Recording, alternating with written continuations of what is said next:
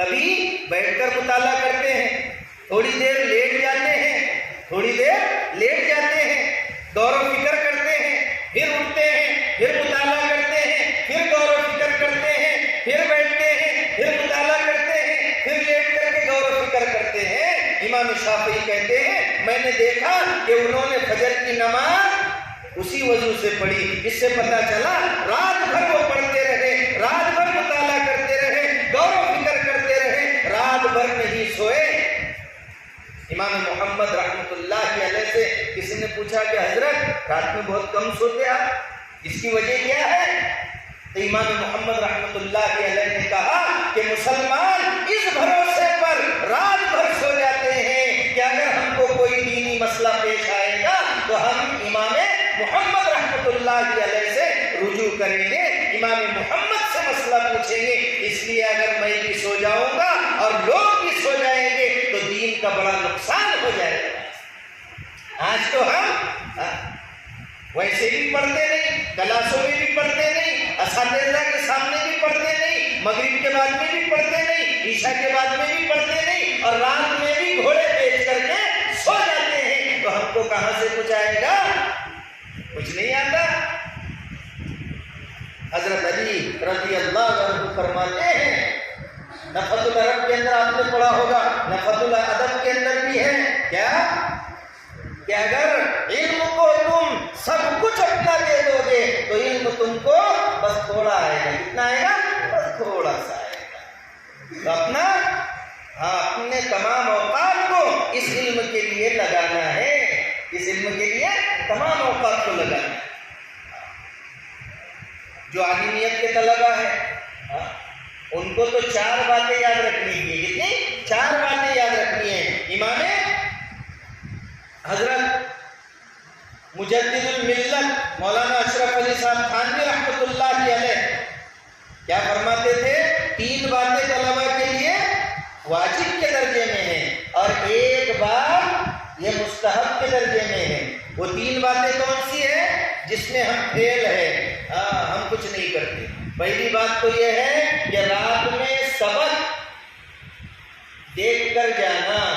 دیکھنے کا مطلب یہ نہیں کتاب میں دیکھ لیے سبق دیکھا نا میں نے، یہ دیکھنا نہیں ہے، بلکہ متن دیکھنا، حاشیہ دیکھنا، اس کو کیسے پڑھیں گے، یہ فاعل بن رہا یا مفعول بن رہا، یہ کون سا مفعول ہے، مفاعیل خمسہ میں سے کون سا مفعول ہے، پوری عبارت کو سمجھ کر جانا، حاشیہ دیکھنا، عبارت دیکھنا، متن دیکھنا، بین السطور دیکھنا، یہ ساری چیزیں دیکھ کر کے جانا۔ اور دوسرا ہے جب سبق میں بیٹھے استاد کا سبق غور سے سننا۔ کیسے سننا؟ ایک دم غور سے سننا، غور سے سننا۔ اور تیسرا نمبر ہے کہ جب استاد سبق پڑھا دے تو شام میں اس کا تکرار کرنا۔ کیا کرنا؟ شام میں اس کا تکرار کرنا۔ لِكُلِّ شَيْءٍ بَابٌ، ہر چیز کا ایک دروازہ ہوتا ہے، وہ باب العلم تکرار، اور علم کا دروازہ کیا ہے؟ تکرار ہے۔ علم کا دروازہ تکرار ہے۔ العلم یزید بالتکرار، علم بڑھتا ہے تکرار کی وجہ سے، علم بڑھتا ہے تکرار کی وجہ سے۔ جو بچہ تکرار کرتا ہے وہ آئندہ سال پچھلے سال کی ساری کتابیں اس کو یاد ہوتی ہے۔ اگر کوئی کہے کہ چلو بھائی سبق پڑھا دو تو وہ پورا سبق پڑھا دے گا، کیونکہ اس کو پریکٹس ہو جاتی ہے، مشق ہو جاتی ہے۔ عبد الحی فرنگی محلی رحمۃ اللہ علیہ فرماتے تھے کہ میں پچھلے سال کی کتابیں پڑھ کر فارغ ہو جاتا تھا تو میں ان کو پڑھانے کی صلاحیت رکھتا تھا، جو بھی کتاب میں پڑھ لیتا تھا تو وہ میں کتاب پڑھا دیا کرتا تھا، کیونکہ تکرار کی برکت ہے۔ اس کی برکت ہے؟ تکرار کی برکت۔ اور چوتھی چیز کیا ہے جو مستحب ہے؟ چوتھی چیز کیا ہے؟ چوتھی چیز ہے وہ پیچھے کا سبق دیکھنا، آموختہ دیکھنا۔ حفظ والے دیکھتے ہیں لیکن عالمیت والے نہیں دیکھتے۔ گزشتہ کل کا سبق 5 مرتبہ دیکھنا ہے، اس سے پہلے کا سبق 4 مرتبہ دیکھنا ہے، اس سے پہلے کا سبق 3 مرتبہ دیکھنا ہے، اس سے پہلے کا سبق 2 مرتبہ دیکھنا ہے، اور اس سے پہلے کا سبق 1 مرتبہ دیکھنا ہے۔ ہم تو آج کا سبق جو ہوتا ہے استاد اٹھ کر کے چلے جاتے ہیں یا استاد سامنے سبق پڑھا کر بیٹھ گئے تو ہم وہ سبق بھی نہیں دہراتے، تو ہم کو کہاں سے کیا آئے گا؟ کچھ نہیں آتا، کچھ نہیں آتا۔ کہاں گئے تھے کہیں نہیں، کیا لائے کچھ نہیں، نہ خدا ہی ملا نہ وصال صنم، نہ خدا ہی ملا نہ وصال صنم، دونوں جہاں سے گئے، نہ ادھر کے رہے نہ ادھر کے رہے، کچھ بھی نہیں آتا۔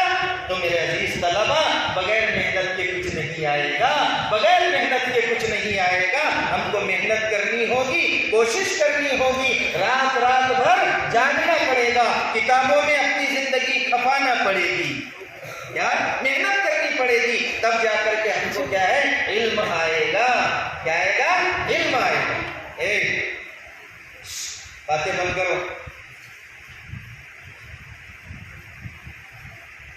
تب جا کر کے کیا آئے گا؟ علم آئے گا۔ مولانا اسد اللہ رحمۃ اللہ علیہ، ناظم اعلیٰ سہارنپور، ناظم اعلیٰ مظاہر علوم سہارنپور، وہ فرماتے ہیں کہ فارغ ہونے کے بعد بھی روزانہ میں 1000 صفحوں کا مطالعہ کرتا ہوں۔ کتنے؟ 1000 صفحوں کا مطالعہ کرتا ہوں۔ تو جب تک کہ ہم مطالعہ نہیں کریں گے، کتابوں کو صحیح سے نہیں سمجھیں گے، قاعدے اور قرآن کا آگے کا سبق دیکھ کر نہیں جائیں گے، کتابوں کا آگے کا سبق نہیں دیکھیں گے، استاد نے جو سبق پڑھا دیے اس کو نہیں دہرائیں گے، تب تک ہماری صلاحیت نہیں بنے گی۔ اور سبق میں ناغہ نہیں ہونا چاہیے، سبق میں ناغہ نہیں ہونا چاہیے۔ امام ابو یوسف جسٹس قاضی القضات امام ابو یوسف رحمۃ اللہ علیہ فرماتے ہیں کہ میں امام ابو حنیفہ رحمۃ اللہ علیہ کے پاس پڑھنے کے لیے جایا کرتا تھا، اور امام صاحب کا سبق فوراً فجر کے بعد شروع ہو جاتا تھا۔ میری بیماری کے علاوہ کئی سالوں تک میں حضرت کی خدمت میں رہا، علم حاصل کیا، کبھی بھی میری غیر حاضری نہیں ہوئی، یہاں تک کہ عید اور بقرعید کے موقع پر بھی میں حضرت کے سبق میں حاضر رہتا تھا۔ ایک مرتبہ کیا ہوا کہ ان کے بیٹے کا انتقال ہو گیا، امام ابو یوسف کے بیٹے کا انتقال ہو گیا، اور حضرت جنازے میں نہیں گئے، اپنے رشتہ داروں سے کہہ دیا کہ بھائی تجہیز و تکفین کر دینا۔